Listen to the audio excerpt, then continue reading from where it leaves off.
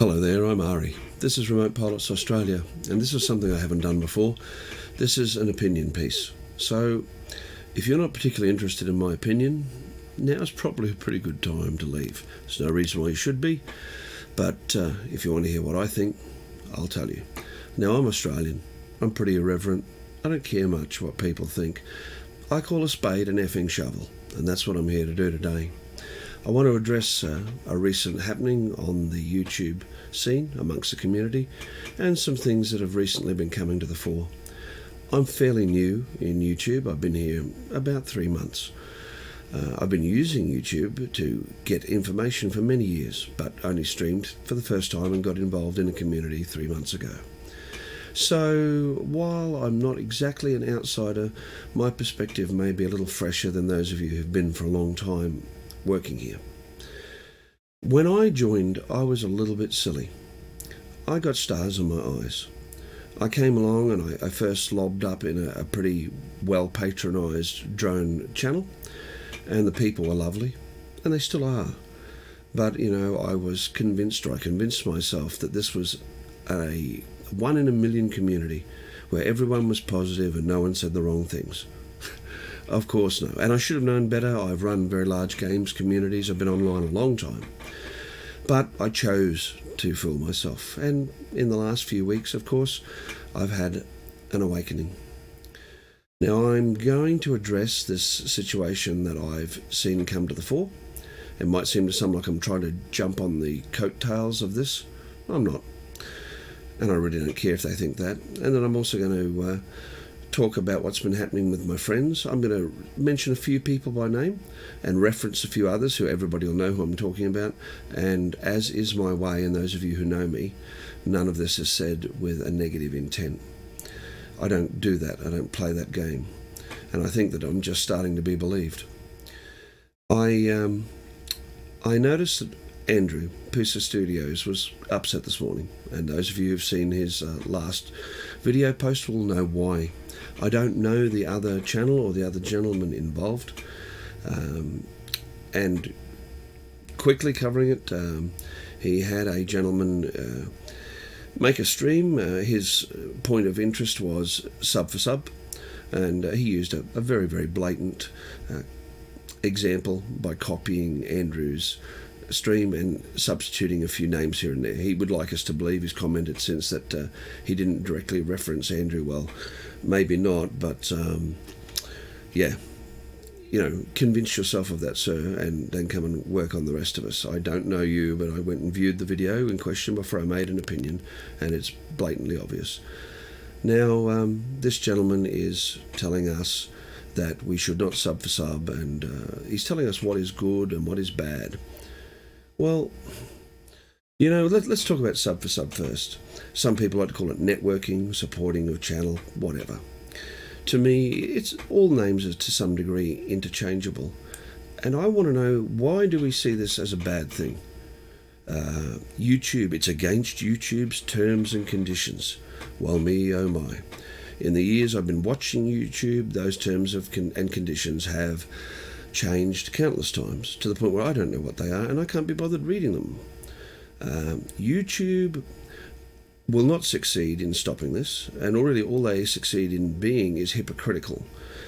YouTube, like most multi-billion, trillion-dollar corporations, corporate entities, are only interested in the morality of their bottom line. When they were a rising platform and when monetization was new, they didn't discourage anything, and they used to pay a lot more. Nowadays, they pay pittance and they attempt to set a high moral bar. It doesn't wash with me, and I don't think anybody who thinks really sees it for what they would like it to be, as in YouTube would like it to be. And in a nutshell, this sub for sub mentality, if you want to call it that, is a product of YouTube's own choices. The recent 1,000 subscriber cap or limit required minimum to live stream is not an answer to people posting violence and hate speech. What is an answer is increased moderation. and judging people on the quality of their content, not on the amount of people who are subscribed. Just because someone's got 1,000 people subscribed, does that mean that they're not a radical? I don't think so.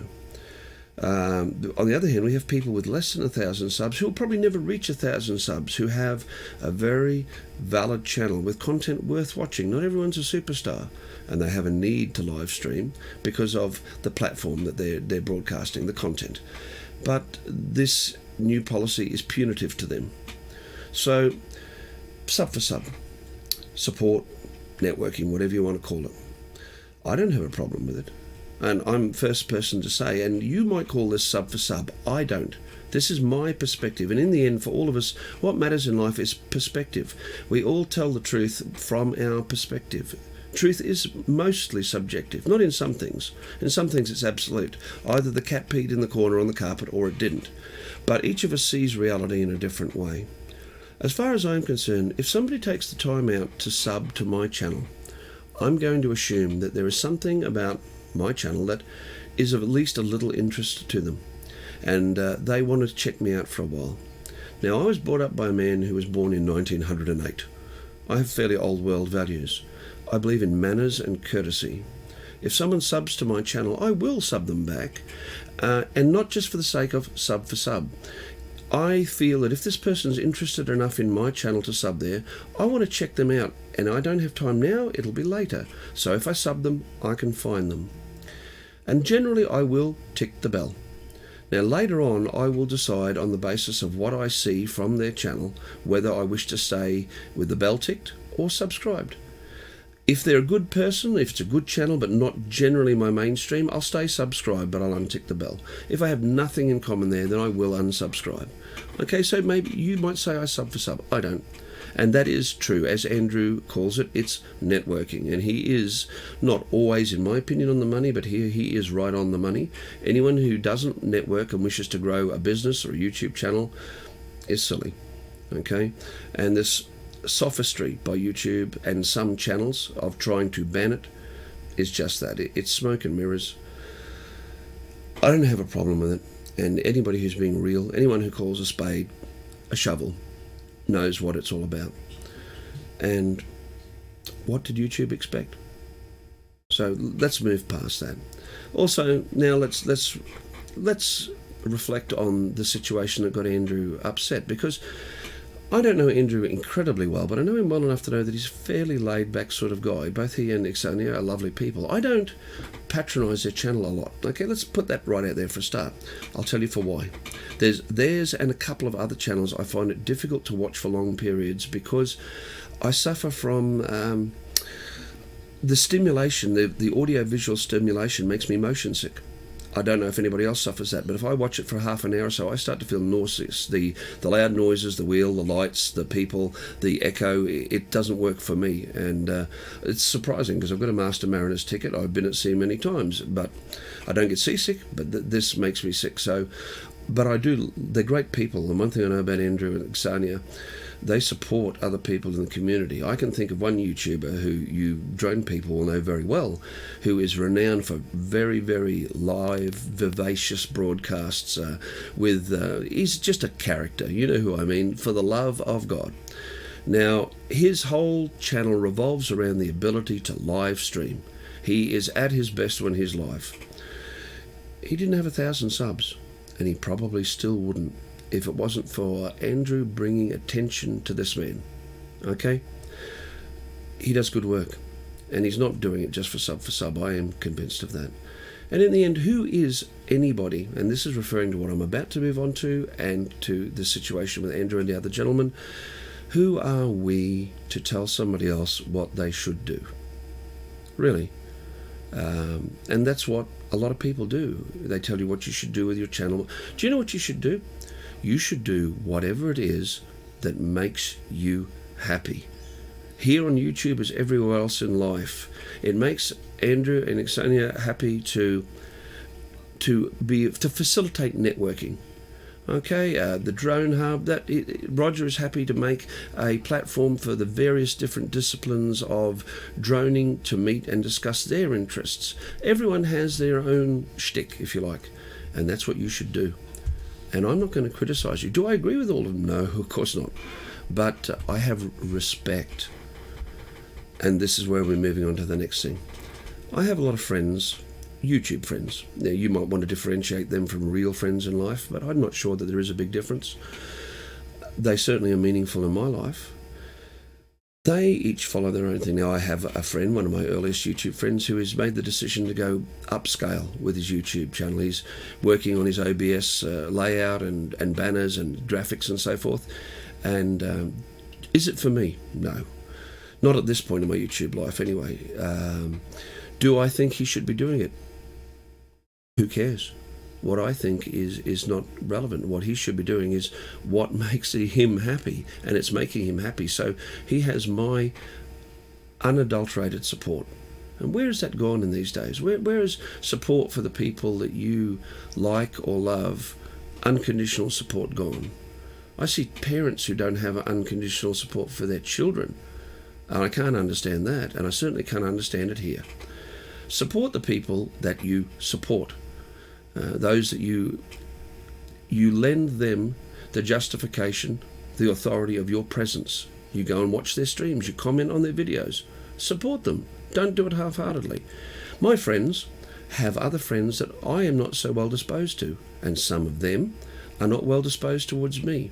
Is that a problem? No, because I accept that my friends don't have the same tastes as me, and some of their friends won't be of appeal to me.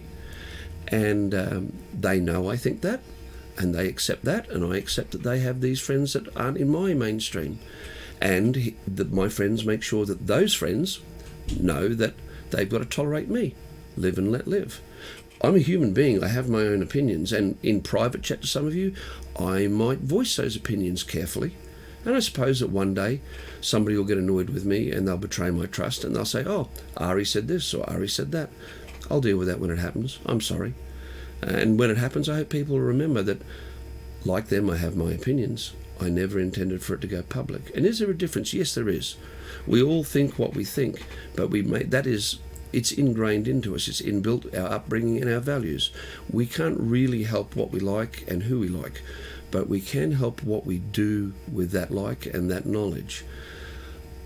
It's only just now, I think, starting to be accepted in the community that what I have maintained since day one is true, which is I don't condemn. I wish not to take sides. I've managed to be successful so far. People might think that I'm weak and I sit on the fence. I'm not. Refusing to judge is not weakness. I choose not to judge. I have seen ugly things in my life and fought ugly battles. I don't need that now. I fought a terminal illness, and at this point, that changes your perspective. I don't need to hate to justify my opinions. And when other people do, I feel sorry. I feel sorry for the people that they're hurting and for them too. They come away the poorer for it. So that all said, ask yourselves, people, before you do something, why am I doing this? We have people in the community who genuinely help for the sake of helping. Then we have other people who help for their own reasons, self-aggrandizement, if you want to call it that. That's not so nice by my view, but if it makes them happy, in the end, we all talk about Mother Teresa. Oh, she was wonderful. She lived to be 95. She served God and never did a thing for herself. Well, that's not really true. She did what she did because it gave her value to think that in God's eyes she was doing good work. So is that not selfish to some degree? We're all selfish. Humanity is selfish. People, everyone needs to get over themselves a bit, me included here. And we need to give other people the space to follow their own dream. If we don't like what they're doing, that's okay.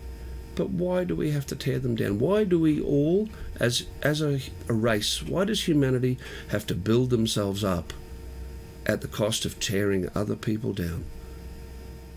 We don't need to do that, and we're better than that. And I don't normally live in an airy-fairy, fluffy cotton wool world, but this is a good community, has a potential to stay good or not be so good, and I would be upset to see it go downhill. Okay, this is my first opinion piece. As I said, I may send another one up online later. I may not. But there it is. It's all out there. And I want all of you to know, those of you who I visit, those of you who I talk to in other streams, you have my support. I support you to do what you need to do to be you. And I would be happy to think that I have the same support from all of you in return. Until next time, God bless. May your God go with you.